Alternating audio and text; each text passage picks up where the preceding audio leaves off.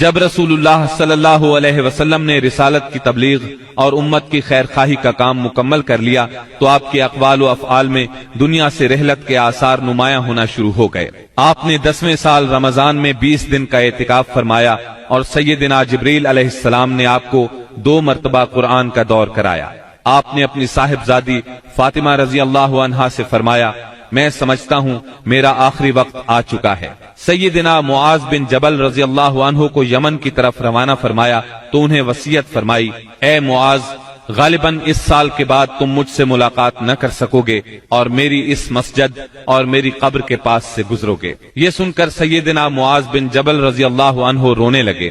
آپ نے حجۃ الوداع میں کئی بار کہا، غالباً میں تم لوگوں سے اپنے اس سال کے بعد نہ مل سکوں گا، غالباً اس سال کے بعد حج نہ کر سکوں گا۔ اسی طرح الیوم اکملت لکم دینکم اور اذا جاء نصر اللہ کا نزول اسی بات کا پیغام تھا کہ آپ دنیا میں اپنی مہم سے فارغ ہو چکے ہیں، اور اسی وجہ سے اس حج کا نام حجۃ الوداع رکھا گیا، کیونکہ آپ نے اپنے رب سبحانہ و تعالی کی طرف منتقل ہونے کے لیے لوگوں کو الوداع کہا۔ اوائل سفر 11 ہجری میں آپ احد تشریف لے گئے اور شہداء کے لیے اس طرح دعا کی گویا زندوں اور مردوں سے رخصت ہو رہے ہیں۔ پھر واپس آ کر ممبر پر تشریف فرما ہوئے اور فرمایا، میں تمہارا پیش رو ہوں اور تم پر گواہ ہوں، اللہ کی قسم اس وقت اپنا حوض دیکھ رہا ہوں، مجھے زمین یا زمین کے خزانوں کی کنجیاں دی گئیں، اللہ کی قسم مجھے تم پر یہ خوف نہیں کہ تم میرے بعد شرک کرو گے، بلکہ اس کا اندیشہ ہے کہ دنیا میں ایک دوسرے سے آگے نکلنے کی دوڑ میں لگ جاؤ گے۔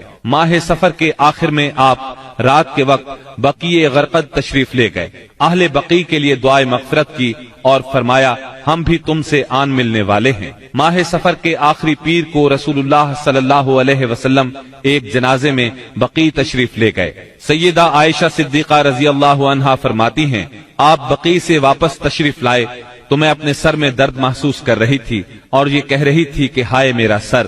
یہ سن کر آپ نے فرمایا، بلکہ میں واللہ اے عائشہ ہائے میرا سر۔ یہ آپ صلی اللہ علیہ وسلم کی بیماری کی ابتدا تھی، اس کے باوجود آپ باری باری سب بیویوں کے پاس دن گزارتے رہے، یہاں تک کہ مرض میں شدت آ گئی۔ اس وقت آپ سیدہ میمونہ رضی اللہ عنہا کے گھر میں تھے اور پوچھ رہے تھے، کل میں کہاں رہوں گا، میں کل کہاں رہوں گا؟ مطلب یہ تھا کہ مجھے سیدہ عائشہ رضی اللہ عنہا کے ہاں رہنے دیا جائے۔ چنانچہ ازواج مطہرات نے اجازت دے دی کہ آپ جہاں چاہیں رہیں۔ آپ سیدنا فضل بن عباس اور سیدنا علی رضی اللہ عنہما کے سہارے پاؤں زمین پر گھسیٹتے ہوئے نکلے اور سیدہ عائشہ صدیقہ رضی اللہ عنہا کے گھر منتقل ہو گئے۔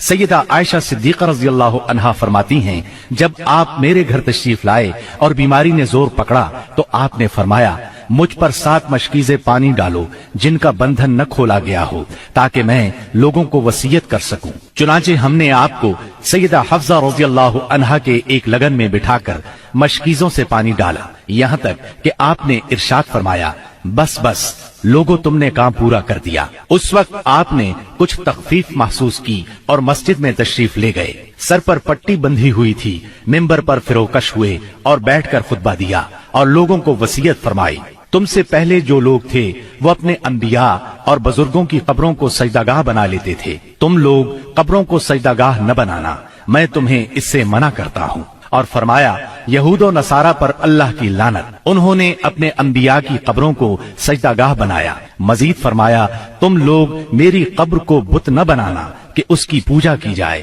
پھر آپ نے خود کو قصاص کے لیے پیش کیا، انصار کے متعلق خیر کی وصیت فرمائی۔ پھر فرمایا، ایک بندے کو اللہ نے اختیار دیا کہ وہ دنیا کی چمک دمک اور زیب و زینت میں سے جو چاہے لے لے، یا اللہ کے پاس جو کچھ ہے اس کو اختیار کرے، تو اس بندے نے اللہ کے پاس جو کچھ ہے اس کو اختیار کیا ہے۔ سیدنا ابو سعید خدری رضی اللہ عنہ فرماتے ہیں، یہ سن کر ابو بکر صدیق رضی اللہ عنہ رونے لگے اور فرمایا، ہم اپنے ماں باپ کے ساتھ آپ پر قربان۔ ابو سعید خدری رضی اللہ عنہ فرماتے ہیں، ابو بکر صدیق رضی اللہ عنہ کی اس بات پر ہمیں حیرت ہوئی، لیکن چند دن بعد معلوم ہوا کہ جس بندے کو اختیار دیا گیا تھا وہ خود رسول اللہ صلی اللہ علیہ وسلم تھے اور ابو بکر ہم سب سے زیادہ صاحب علم تھے کہ بات کو اسی وقت سمجھ گئے تھے۔ اس کے بعد رسول اللہ صلی اللہ علیہ وسلم نے ابو بکر صدیق رضی اللہ عنہ کی تعریف کی اور ان کے دروازے کے سوا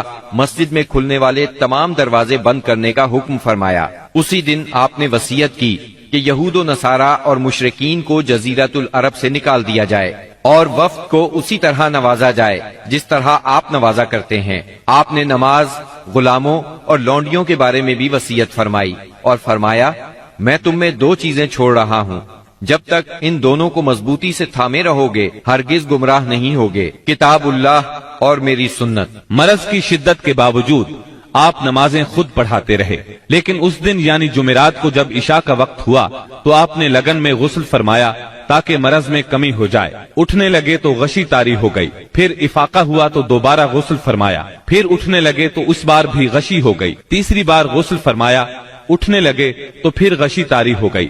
آخر آپ نے ابو بکر صدیق رضی اللہ عنہ کو کہلا بھیجا کہ وہ لوگوں کو نماز پڑھائیں۔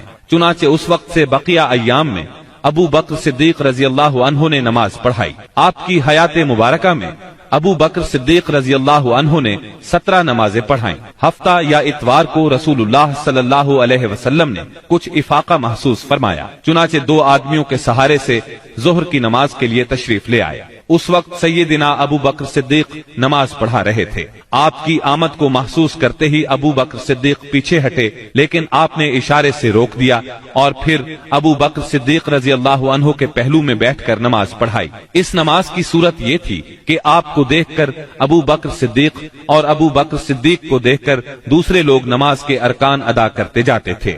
12 ربیع الاول پیر کے دن حجرہ مبارک سے آپ نے پردہ اٹھا کر دیکھا تو صحابہ فجر کی نماز میں خشوع اور خضوع سے مشغول تھے۔ یہ منظر دیکھ کر آپ خوشی سے مسکرا دیے۔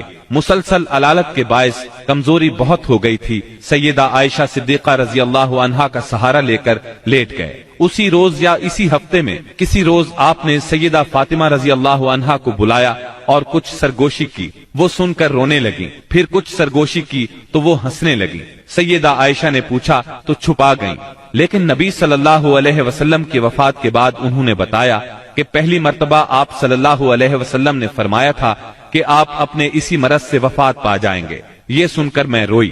پھر آپ نے فرمایا کہ آپ کے اہل و عیال میں سب سے پہلے میں آپ سے ملوں گی، اس لیے میں ہنسی تھی، اور آپ نے انہیں یہ بشارت بھی دی تھی کہ آپ ساری خواتین جنت کی سردار ہیں۔ دن جیسے جیسے چڑھ رہا تھا آپ پر بار بار غشی طاری ہو رہی تھی۔ سیدہ فاطمہ رضی اللہ عنہا یہ دیکھ کر بولی، ہائے میرے باپ کی بے چینی۔ آپ نے ان کے الفاظ سنے تو فرمایا، آج کے بعد تمہارا باپ کبھی بے چین نہیں ہوگا۔ پھر آپ نے حسن اور حسین رضی اللہ عنہما کو چوما، ازواج مطہرات کو بلا کر واعظ و نصیحت فرمائی۔ ادھر لمحہ بلمحہ تکلیف بڑھتی جا رہی تھی اور اس زہر کا اثر بھی ظاہر ہونا شروع ہو گیا تھا۔